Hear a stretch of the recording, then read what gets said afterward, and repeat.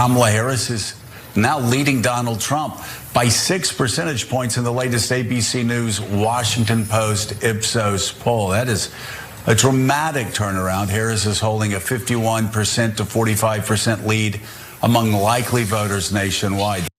New polling in the lead up to the Democratic National Convention, an event that we're currently at, indicates that Harris is in fact increasing her lead against Donald Trump in the national polls, which is a big deal. Usually when you hear about the Democratic contender leading, especially when it came to Biden, he wasn't quite leading enough in the national polls to put Democratic voters' minds at ease.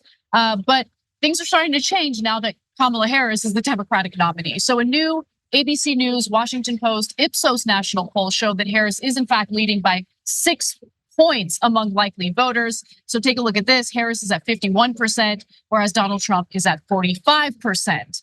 Now, in addition, a CBS News YouGov poll gave Harris a 3-point lead nationally.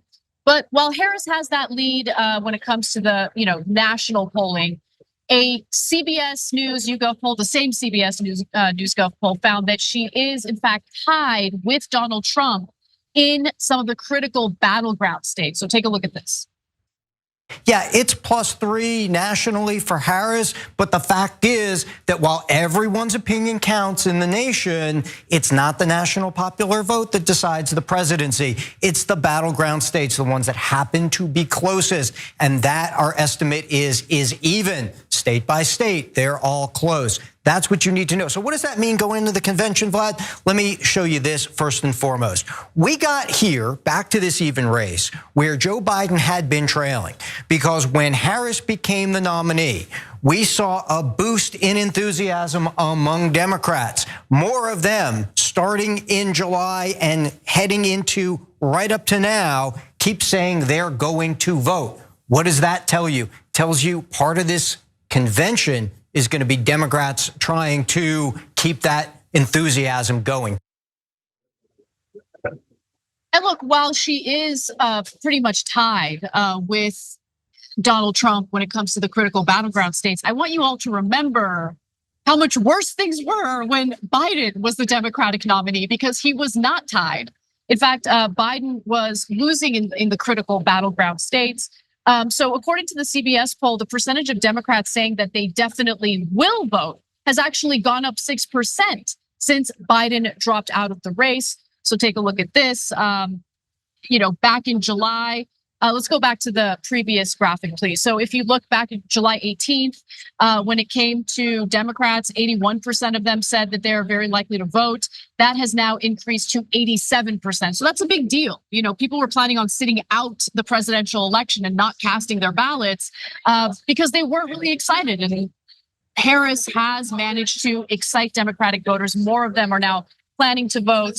Other polls have, by the way, found that Harris has gained a small lead in the critical battleground states. In fact, potentially large enough to give her the electoral college majority that she needs in order to win. And that includes advantages that she's holding in at least 4 state polls, including Arizona, Michigan, Pennsylvania, and Wisconsin. But again, it's still very close. According to the latest 538 polling averages, Trump would only need to flip one of the 3 blue wall states, Michigan, Pennsylvania, or Wisconsin, in order to win in November, as long as he takes all of the states where he is currently ahead of Harris in polling averages. So I give you that caveat because it's an important caveat. It would be a mistake to get too confident, too cocky. This is still going to be a close race, and it's important to keep that in mind. Yeah, so look, guys, you should definitely be excited by these numbers, but not overly excited. Hey, don't scroll away.